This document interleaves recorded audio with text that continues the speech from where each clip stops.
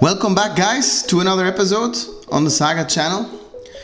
Today, a little bit of a retrospective, maybe with the risk of it becoming a little bit of a love letter for the Suunto Zoop 2010 edition. I think I'm gonna title this video Suunto Zoop 10 years later. I know it's only 9 years later, but that doesn't sound as good. Why? Well, I have 3 computers that I like to use, and my 9-year-old Suunto Zoop is still one of them, and I think that's worth an explanation why. Let's do it.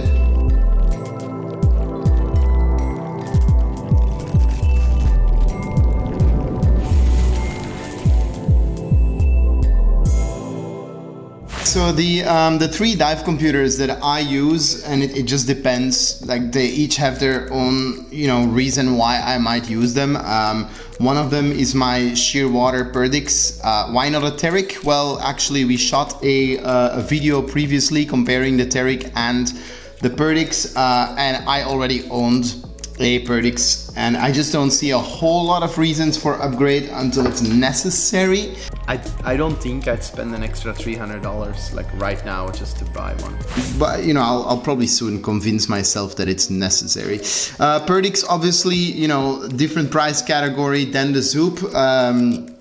Maybe more than double the price, but of course, very different package, right? You're getting decompression algorithms. That's why I use it. Also, this would be my tech computer. I don't really use it as a recreational computer ever. I consider it a bit too pricey for that, but very awesome piece of equipment for sure. Then we have the Deepblu Cosmiq Plus. There's a review somewhere on this channel. I was very disappointed by the first Cosmiq. I wasn't happy about it. Honestly, I was not a happy camper. But the Cosmiq Plus absolutely rectified most of my concerns there. The difference between the Cosmiq Plus and the Zoop, that's becoming a little bit more vague. What I like about this one is obviously I can use it as a bottom timer. The back screen illuminates, so for anything that's night diving or cavern diving, wreck diving, it becomes very, very useful. And of course the way that it interacts with the app, also its design is a little bit nicer. So depending on my mood, I'll sometimes use that one. And my third computer is indeed the Suunto Zoop. I'm not talking about the Zoop Novo, which is obviously an amazing computer. It's just a minor update from the Zoop, but I bought this when it first came out in 2010, I believe.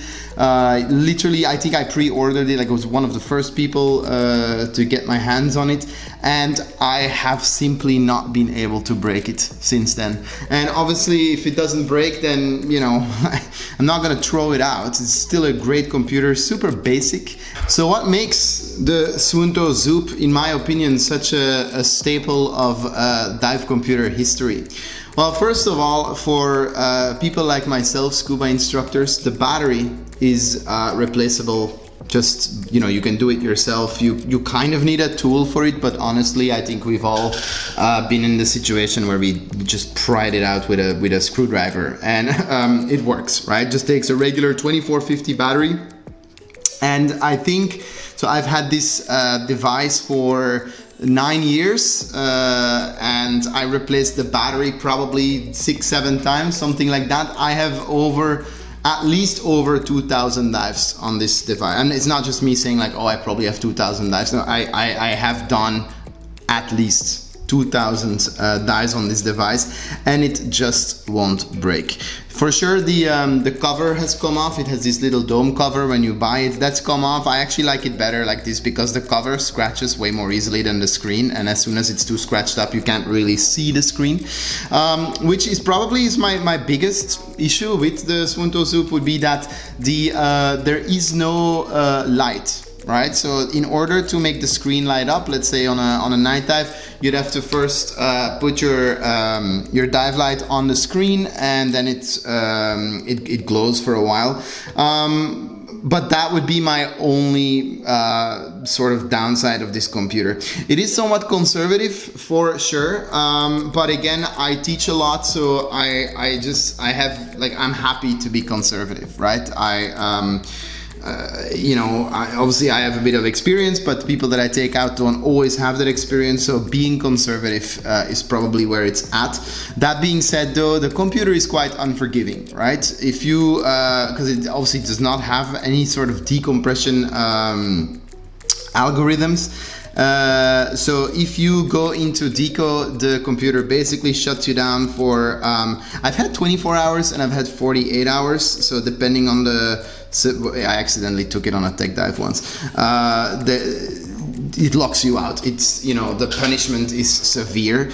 But again, that's kind of what you're buying, right? For what it is. I love it. You know, after 9 years, obviously, as we can see right here, all the lettering has been sort of, you know, scratched off and whatnot, but it keeps on working. Like I find it somewhat amazing in a time where you know, $1,000 smartphones are designed to last under 2 years, and then we have this piece of relatively simple, you know, electronics that just keeps on working, and it is a workhorse, right? Dive after dive after dive, swap out the battery.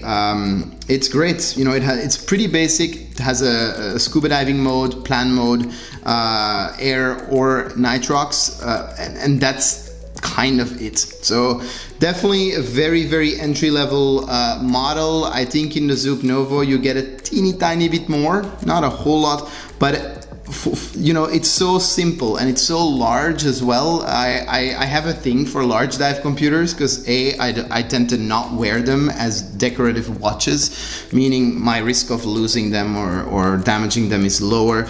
And when you're teaching, you know, you just wanna glance at your computer very quickly, and the larger the screen, the easier that becomes, in my opinion. So obviously I'm not sponsored by Suunto or anything in any way. We also don't sell Suunto products in the SAGA store. We do sell the other two actually, but I did want to do a huge shout out. 9 years of relentless service is just amazing, and I as long as this keeps working, I'm gonna keep diving with it. It's just so basic, doesn't break, so why change a winning formula, right? I would love to hear you guys' thoughts.